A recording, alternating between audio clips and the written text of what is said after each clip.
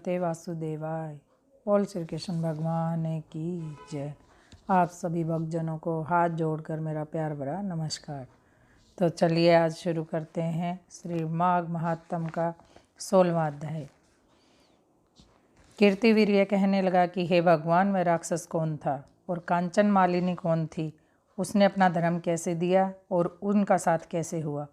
हे ऋषि, अत्रि ऋषि के संतानों के सूर्य, यह कथा सुनकर मेरा कौतूहल दूर कीजिए।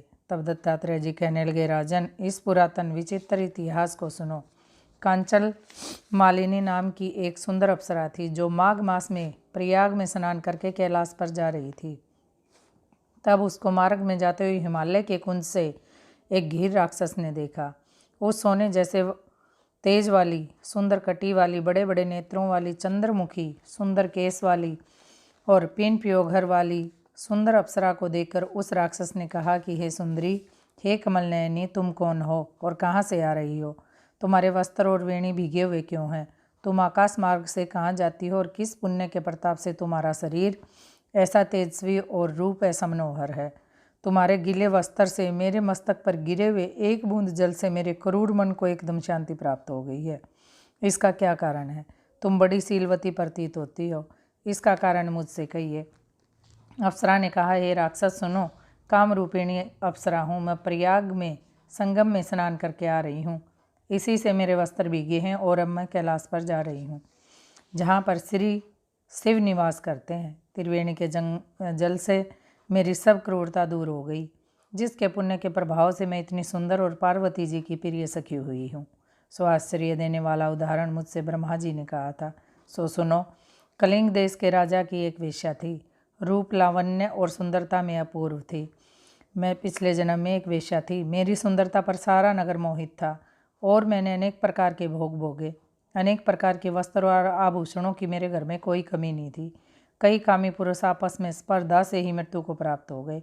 इस तरह उस नगर में बड़ी सुंदरता से यौवन व्यतीत हुआ और मैं वृद्धावस्था को प्राप्त हो गई।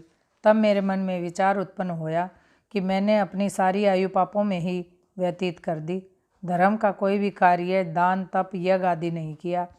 शिव या दुर्गा जी की आराधना नहीं की, न ही कभी भगवान विष्णु का पूजन किया।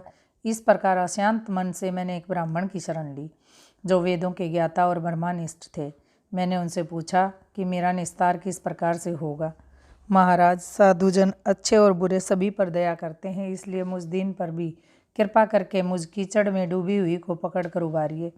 क्षीर सागर क्या हंस को ही दूध देता है, बत्तख को नहीं देता? तब वह ब्राह्मण, राजा का पुरोहित, इन सब बातों को सुनकर मुझ पर दया करके कहने लगा कि तू ब्रह्म के क्षेत्र में प्रयाग में जाकर माघ मास में त्रिवेणी संगम में स्नान कर, परंतु मन में अशुभ क्रिया का विचार नहीं करना।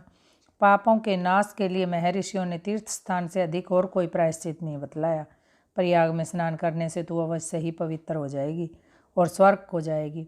हे भामिनी, पुराने समय में गौतम ऋषि की स्त्री को देखकर इंद्र ने काम के वशीभूत होकर कपट वेश में उससे भोग किया था। इसलिए ऋषि द्वारा श्राप दिया गया कि उसका शरीर अत्यंत लज्जा युक्त हजारों भगों वाला हो गया था।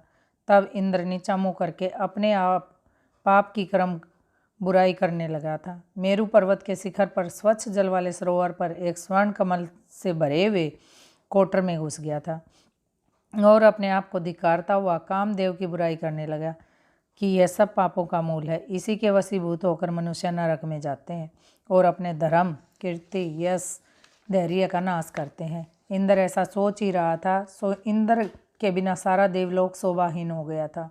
तब देवता, गंधर्व, किन्नर, लोकपाल, इंद्राणी के सहित बृहस्पति जी ने जाकर पूछने लगे कि महाराज, इंद्र के न रहने से स्वर्ग ऐसा शोभाहीन हो गया है जैसे सतपुत्र के बिना श्रेष्ठ कुल।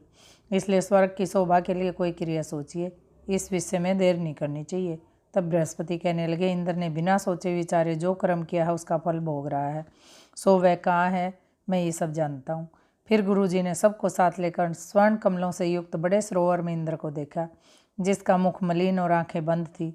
तब इंद्र ने बृहस्पति के चरणों को पकड़कर कहा कि इस पाप से मेरा उद्धार करे, आप मेरी रक्षा कीजिए। तब बृहस्पति ने इंद्र से कहा कि प्रयाग में स्नान करने से ही तुम पाप मुक्त हो जाओगे। तब इंद्र सहित सब ने ही प्रयागराज में जाकर संगम में जो है स्नान किया और त्रिवेणी स्नान से इंद्र पाप मुक्त हो गए।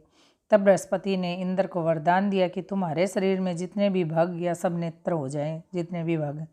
तब इंद्र ब्राह्मण के वर से हजारों नेत्रों से ऐसे सुशोभित हुआ जैसे मानसरोवर में कमल शोभायमान होता है। बोल श्री कृष्ण भगवान की। 16वां अध्याय समाप्त।